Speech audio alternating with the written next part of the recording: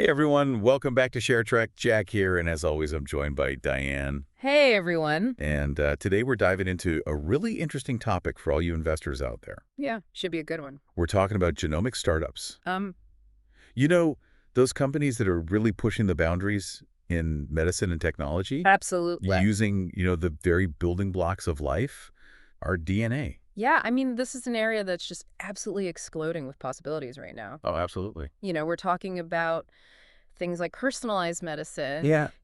therapies that are tailored specifically to your genetic makeup, Right. gene editing, to potentially cure inherited diseases. It's incredible. Even things like advancements in agriculture and biofuels.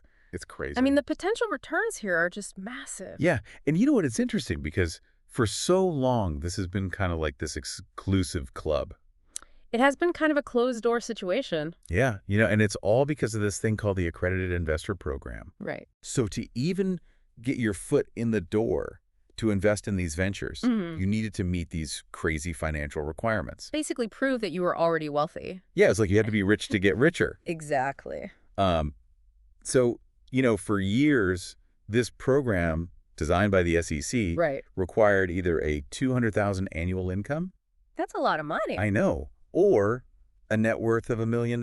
Yeah. And that's not even including your primary residence. So basically you have to have $1 million in investable assets just sitting around. It's a high bar. Yeah, they did update the rules back in 2020. Oh, really? Yeah, they added some things like, if you have certain financial credentials like licenses or things like that. But for a lot of people, even if they were super passionate about, the potential of genomics, Yeah. if they weren't already millionaires, it was still like a door that was slammed shut. Yeah. I mean, imagine you're like this brilliant geneticist. Right. You've developed this like groundbreaking early cancer detection tool, but you can't get funding because you don't meet these arbitrary wealth requirements. That's frustrating. Shame. Yeah.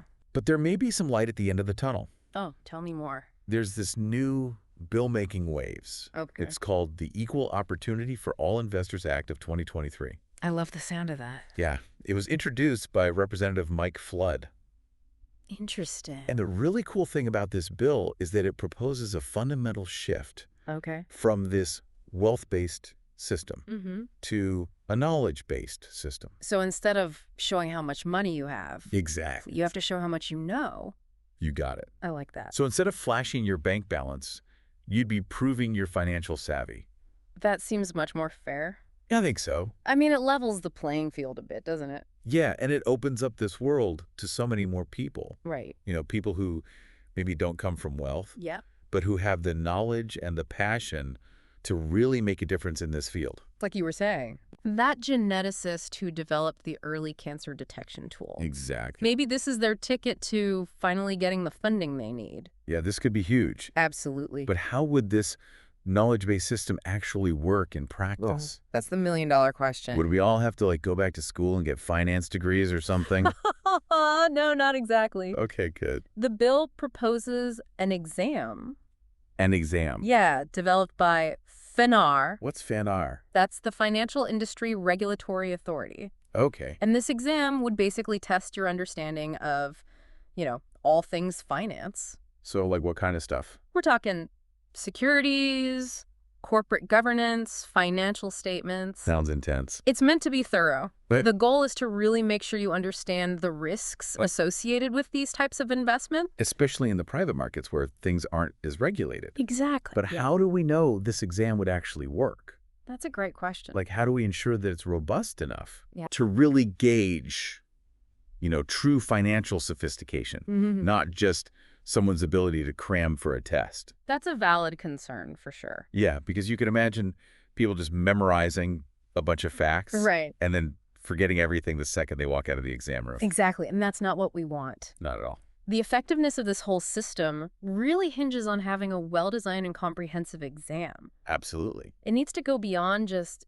surface-level knowledge Right. and really evaluate an individual's grasp of the complexities. The nuances. Yeah, the nuances and the risks. Because the risks are real. Oh, they are. Absolutely. So let's say they get this exam right Okay. and they nail it. Mm-hmm. They prove they're financially savvy. They've got the knowledge. What does a world of knowledge-based accreditation actually look like? Yeah. How does this actually change things? Specifically for genomic startups. Well, I think the biggest impact is going to be on the pool of potential investors. Okay. Suddenly, it expands dramatically. Right. It's no longer limited to just the wealthy elite. Yeah, it's like opening the floodgates. Exactly. Oh. Scientists, healthcare professionals, individuals who are passionate about the future of medicine. Regular people. Yeah, regular people. Anyone with the knowledge Right. and the willingness to learn can participate. That's amazing. It is really exciting. But it's not just about quantity. No, you're absolutely right. It's about the quality of the investment, too. Yeah.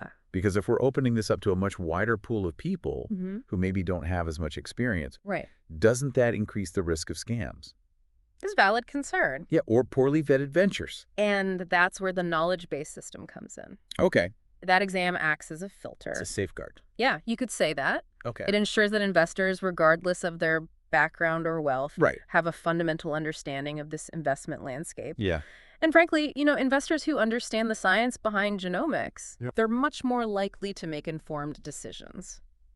Because they get it. Exactly. They're not just chasing quick profits. Right. They're in it for the long haul. Exactly. They're aligned with the startup's long-term vision.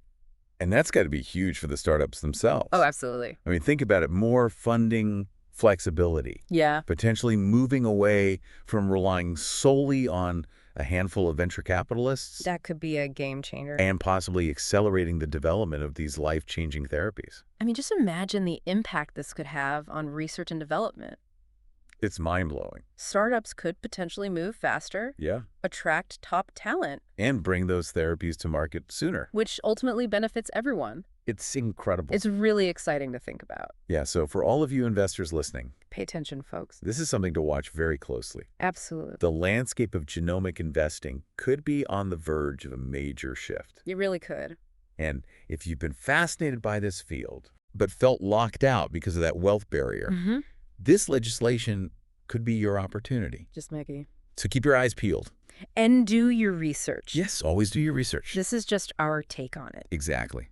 This is not financial advice. Not at all. Understand the risks Mm-hmm. and invest responsibly. Couldn't have said it better myself. All right. So what do you all think out there? Yeah, we want to hear from you. Do you think knowledge-based accreditation is the way forward? Is this the future of investing in genomics? Will it truly benefit the industry? Let us know your thoughts. Drop a comment below. And let's continue this conversation. And while you're at it, Yeah. hit that like button And subscribe. to help us grow the channel. We appreciate your support. 20-second pause.